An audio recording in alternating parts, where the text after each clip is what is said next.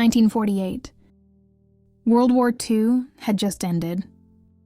Millions of people were dead. And the world made a decision. Never again, it said. 30 articles were written. The Universal Declaration of Human Rights was signed. 192 countries. That was 77 years ago. Now I have a question for you.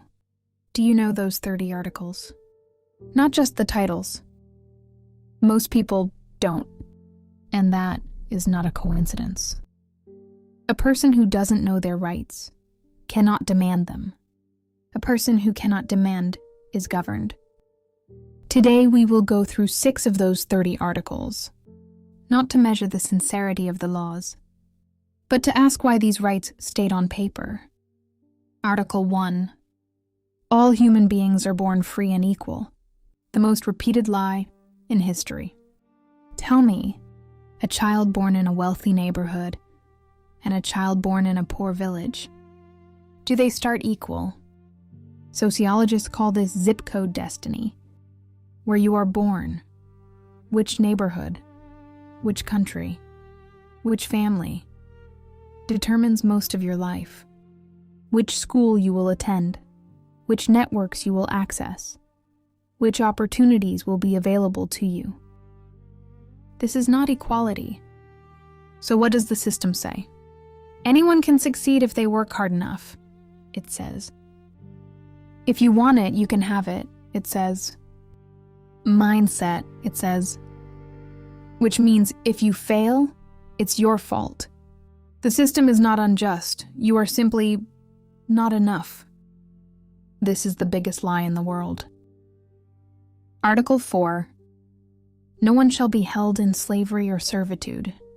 When you read this, what do you feel? Slavery did not end. It was just renamed. A person working for minimum wage, barely paying rent, living under the pressure of be grateful for your job. Is that person free? Here's what companies did. They loaded the work of 6 people onto 1 person and called it efficiency. An Oscar-winning actor didn't leave the stage, even the day his father died. And this is presented as virtue. So who benefits from this? The one who gets more work for the same money. The new name for slavery is cheap labor. Article 12. No one shall be subjected to arbitrary interference with their privacy. Right now you have a phone in your pocket. That phone is listening to you. Most of you know this. But have you thought about this? We don't even need to be listened to anymore. We voluntarily share everything ourselves. What we ate, where we slept, what we felt, who we loved, why we broke up. Everything on screen. Why? Because the system taught us this. If you are not visible, you don't exist. Privacy was presented not as a right, but as a weakness. Why are you hiding something? And that question was internalized. The most frightening prison is this. The walls we built ourselves. Article 19. Everyone has the right to freedom of thought and expression. This article is correct, on paper. But we need to ask this. Right now, are you truly thinking freely? Or are you thinking what you are shown? This is what the algorithm does. It pulls you toward a topic. It shows you content about that topic. After a while, you start to believe the world looks exactly like your window. This is called the filter bubble. And the system feeds on division. Because an angry person clicks more. An angry person sees more ads.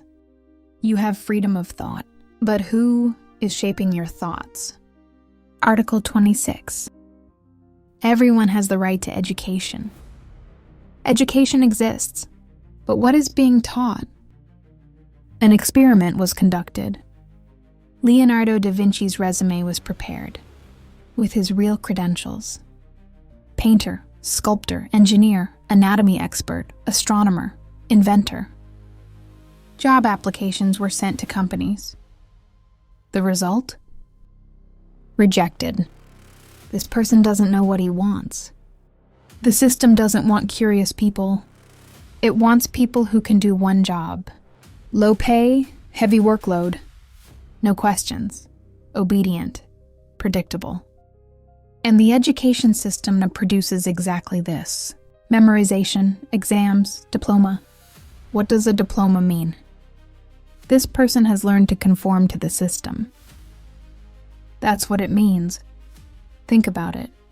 The most creative mind in human history would be unemployed today because he asked too many questions, because he was curious about too many things, because he couldn't be put in a box. The system doesn't reward curiosity. It rewards compliance.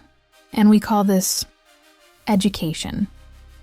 In 1948, 192 countries signed.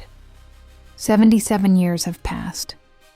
And most of these rights are still on paper. Why?